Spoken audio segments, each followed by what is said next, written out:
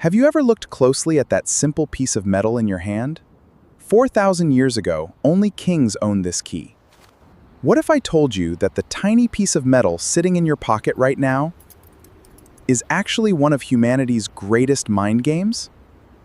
Granted, when you forget it at home and end up locked outside, you might not feel very smart.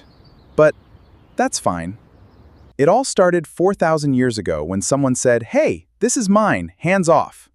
Today, we journey through the history of the key. It all began 4,000 years ago in ancient Egypt. Pharaohs and rich merchants were desperately looking for a way to protect their gold from thieves. So, they engineered a brilliant solution using heavy wood and stone, creating the world's very first massive lock and key system.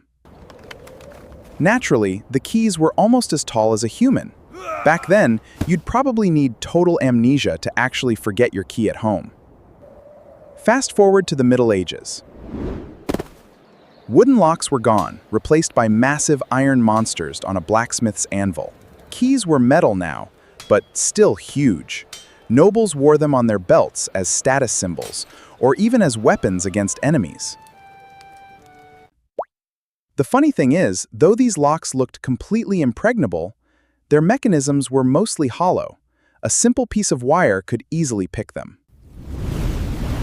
Then came the Industrial Revolution. In the 18th century, master locksmiths took the stage, starting a real engineering war against clever thieves. At the end of this war, the small, flat, notched modern keys we use today were invented. Finally, our pockets could breathe a sigh of relief. Keys shrank, went into pockets, and security skyrocketed. But a new nightmare began for humanity, losing them inside your own house.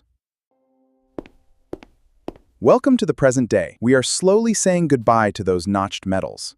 Now, your fingerprint or smartphone is enough to open doors. An engineering marvel, yet the human drama remains the same. We used to forget our keys, now we get locked out because our phone dies. And that's the 4,000-year history of the tiny metal in your pocket. Don't forget to subscribe for more fascinating stories like this. Bye!